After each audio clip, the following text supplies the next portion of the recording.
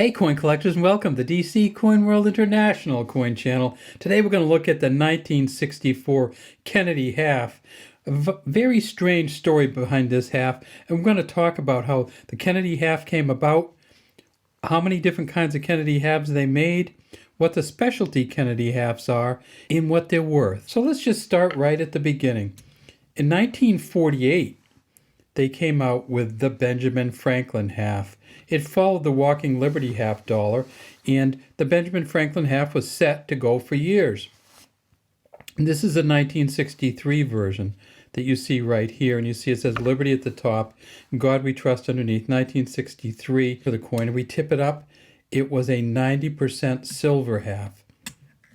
And then on the back, we had the Liberty Bell, United States of America, Pluribus Unum, and then it says $50. Franklin half was set to go for the 1964 mint year also until November 22nd, 1963, and John F. Kennedy was assassinated. And so what they did in December was said, we got to make a new coin. Authorized it on December 30th, 1963, and Congress said, we want you to start making it in January 1964. So in order to do that, they had to do a couple things. First off, they had to come up with an image of Kennedy. And second off, they had to come up with a reverse for the coin. They didn't want to use a reverse from any other coins, so they had to find a way to do that. And I'm going to show you a picture now of how they figured out how to make a coin and get all the design and engraving set up in such a short period of time. So this is the inaugural coin for President Kennedy, and you can see on the front a very similar image to what's on the $50 now. President John F. Kennedy facing to the left, of course. And then on the back, it says inaugurated president at the top, and then that's a quote from John Kennedy. January 20th, 1961 was when he was inaugurated. And then look what's in the very middle of it. It's that eagle with the banner, with the 50 stars around the outside, with the 9 stars above the banner and the 4 stars below it, the eagle holding the olive branch and the arrows with the shield on its chest. The exact same image there that's on the back of the coin, and the exact same image of Kennedy there that's on the front of the coin. Okay, so the Kennedy presidential coins, it's not the same as the Presidential Medal of Honor. It's a presidential coin that they give out to people. Kind of signifies that you've met with the president generally. It had this image on the front, and it had a little bit of this image on the back. So they took the front image, they took the back image, they got it together quickly. So they got it done, they got it out, and when they first started making them, they created lines at the banks. And the first 700,000 were gone within a couple of days. People waited at banks that had received them. And they tried to limit it to 40 coins per person. And then they ran out. And so they ramped up the number of coins. They made 275 million at Philadelphia. They made 156 million at Denver. And they also made 4 million proof coins. So let's take a look at those coins, see what they're worth, and talk about what some of the exceptions or error coins are for the Kennedy half. The first thing you need to look for in a Kennedy half is you need to remember that in 1963 and in 1964, mint marks were on the back. So on the Franklin half, you see it way up there, there's the Denver mint mark.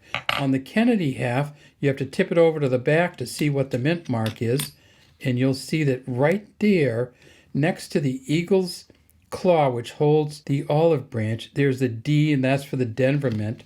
If you want to find a Philadelphia mint one, you turn it over on the back, and you'll see that there's no mint mark there. So that's Philadelphia, and that is Denver. Now, you're not going to get $34 from a dealer for one of these, but you probably could get close to $25 for one of these today if you brought it in straight up. The dealer will make a little on it at that rate, and whoever the dealer sells it to smelt it down will make some money on that too. And that'll be pretty much the same for the Denver Mint or the Philadelphia Mint. They made 273 million at Philadelphia. The most expensive ones go for somewhere around $4,650.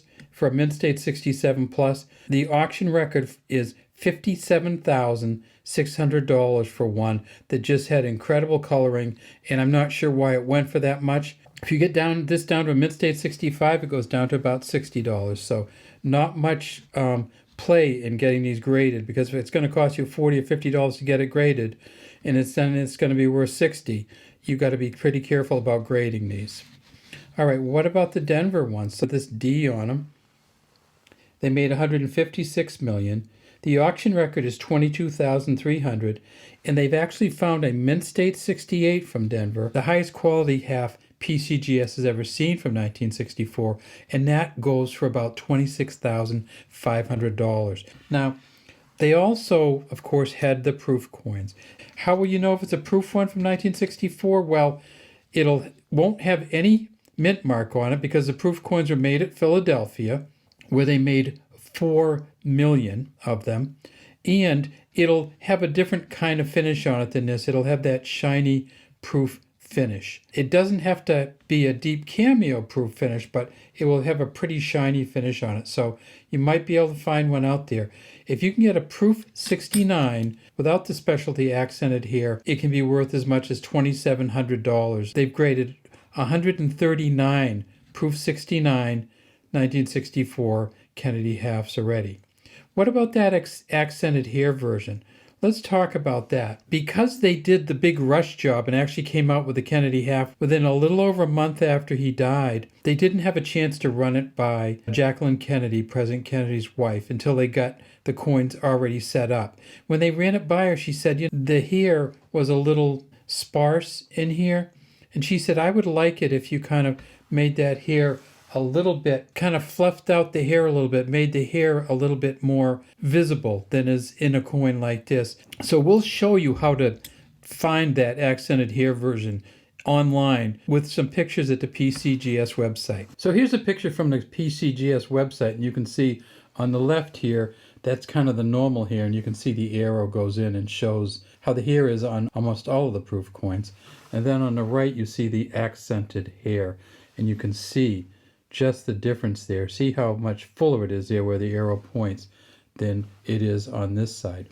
So this is the one, there's about 100,000 of these, and they're all proof coins, and you can see how shiny these are. You're probably going to come close to doubling the value of that proof coin. All right, let's get back to our coins. Okay, so that's the accented hair version. Auction record is $46,800. There's an estimated 100,000 of those accented hair deep cameo proofs from 1964. But if you do find one, it's almost guaranteed to be in a proof set. So do look through all your proof sets from 1964 for that Kennedy half, and do compare the pictures online for the accented hair version versus a regular half, because it still could be very valuable even if it's not worth $40,000. 1964 was the only year that they made the 90% Kennedy halves. In 1965, they moved to a 40% Kennedy half. Now the 40% halves are still worth about $14 in silver melt value, but they're not as expensive. Well, that's all we have today from DC Coin World International Coin Channel. We'd love to have you subscribe to our channel and put any comments you have in the comment section.